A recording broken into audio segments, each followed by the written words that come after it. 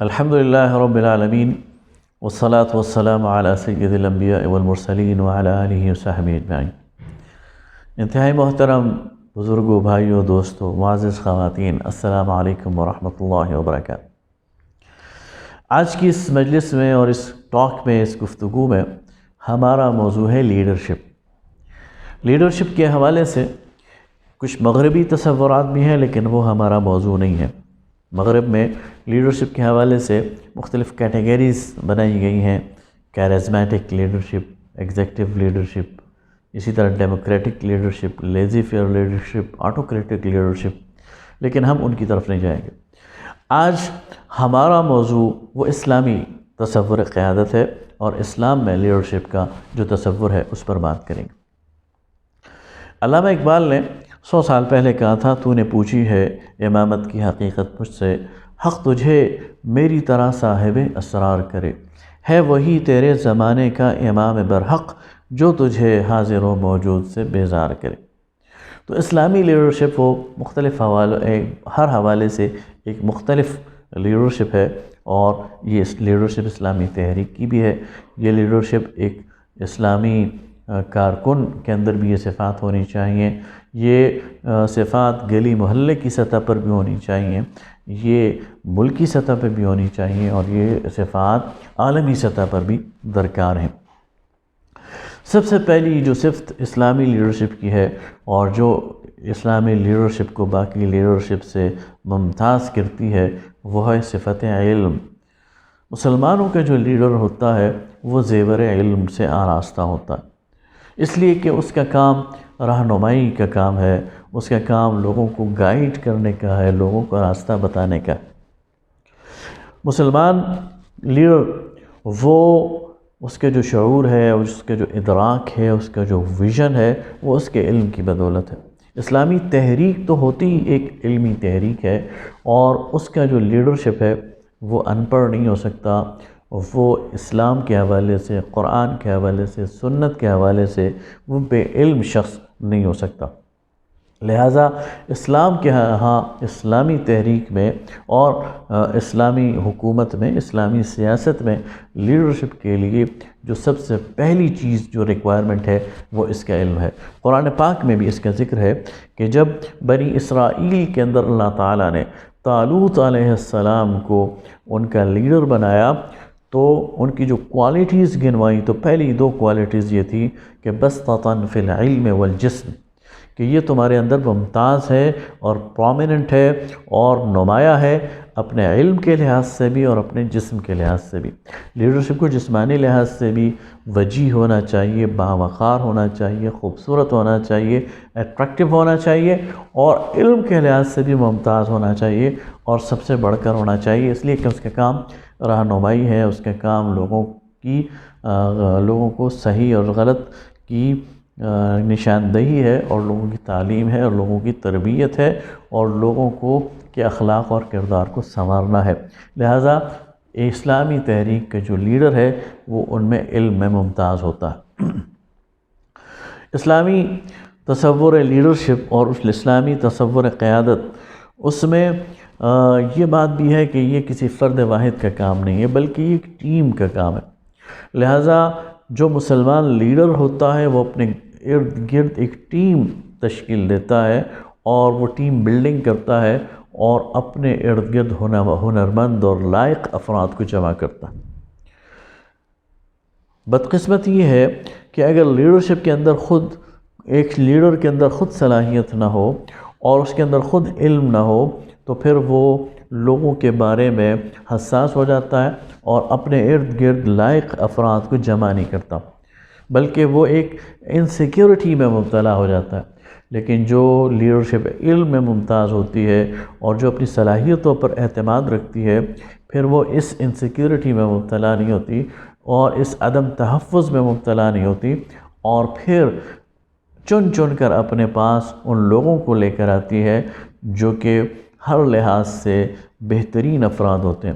تو لیڈرشپ وہ ہے جو اپنے ارد گرد بہترین افراد کی ٹیم کو جمع کرے، اور پھر اس ٹیم کو تفویض کار کرے، ڈیلیگیٹ کرے اپنے پاورز ان کو، اپنے اختیارات ان کو دے، اور ان پر اعتماد کرے، ان کا دفاع کرے اور انہیں اختیارات دے کر ان سے کام لے۔ اچھا لیڈر وہ مشاورت کرتا ہے، وہ لوگوں سے مشورہ لیتا ہے اور اس مشورے کے اندر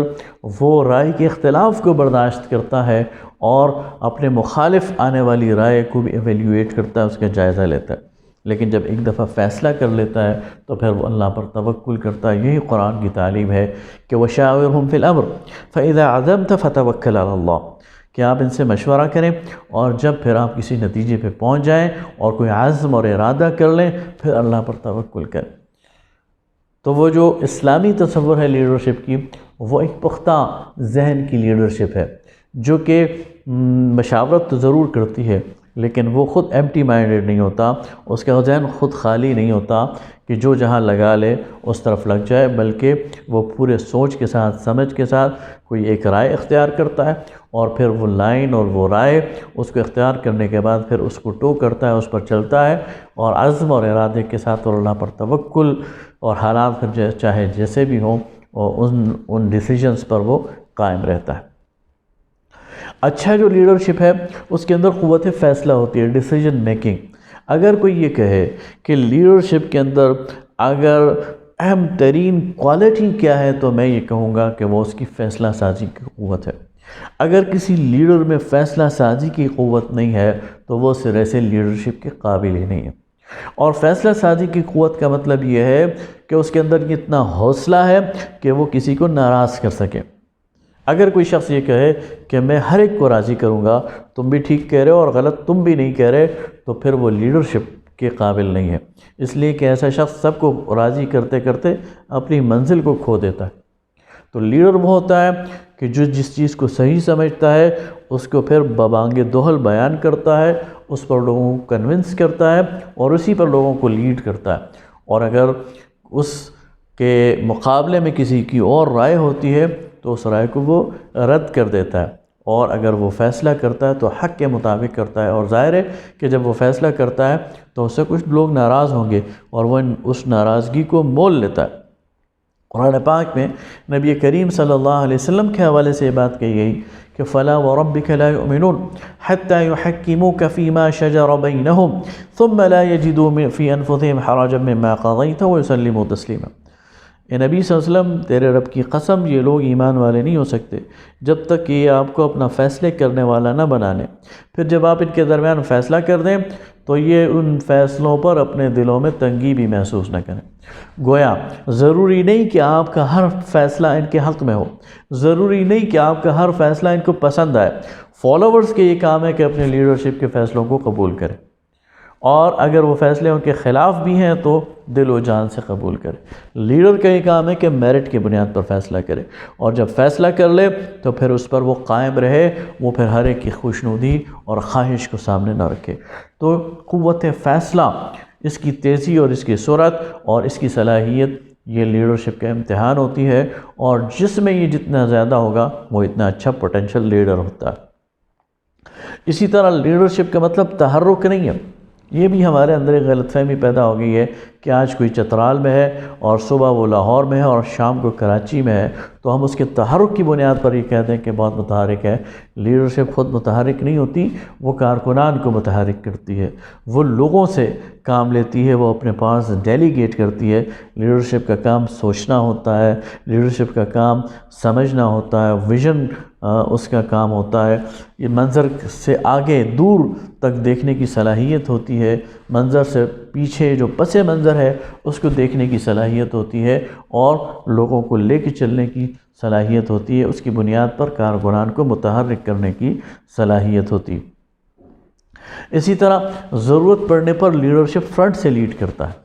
لیڈر وہ ہوتا ہے جو سامنے آتا ہے اور خود اپنے اوپر مصیبت کو جھیلتا ہے، مشکل حالات خود فیس کرتا ہے۔ صحابہ کرام رضوان اللہ تعالی علیہم اجمعین کہا کرتے تھے کہ میدان جنگ میں جو سب سے سخت موقع ہوتا تھا، سب سے سخت جگہ ہوتی تھی، ہمیں نظر آتا تھا کہ نبی کریم صلی اللہ علیہ وسلم وہاں پر موجود ہیں۔ حضرت علی رضی اللہ تعالیٰ عنہ کا قول ہے کہ میدان جنگ میں نبی کریم صلی اللہ علیہ وسلم کے ساتھ کھڑے ہونے کے لیے دل گردہ چاہیے ہوتا تھا، اس لیے کہ آپ سب سے سخت اور گرم محاذ پر کھڑے ہوتے تھے، اور جس کا دل گردہ نہ ہو، جو بہادر نہ ہو، وہ آپ کے ساتھ نہیں دے سکتا تھا۔ اسی طرح حضرت علی کا ایک اور قول ہے کہ نبی کریم صلی اللہ علیہ وسلم کا میدان جنگ میں ہم نبی کریم صلی اللہ علیہ وسلم کی آڑ لے لیا کرتے تھے، یعنی جس طرح ایک چٹان کی آڑ میں کھڑے ہو کر انسان اپنے آپ کو محفوظ سمجھتا ہے، ہم نبی کریم صلی اللہ علیہ وسلم کی آڑ میں اپنے آپ کو محفوظ سمجھا کرتے تھے۔ تو گویا لیڈر وہ ہوتا ہے جو فرنٹ سے لیڈ کرتا ہے، جو آگے بڑھتا ہے، جو فیس کرتا ہے خود اپنی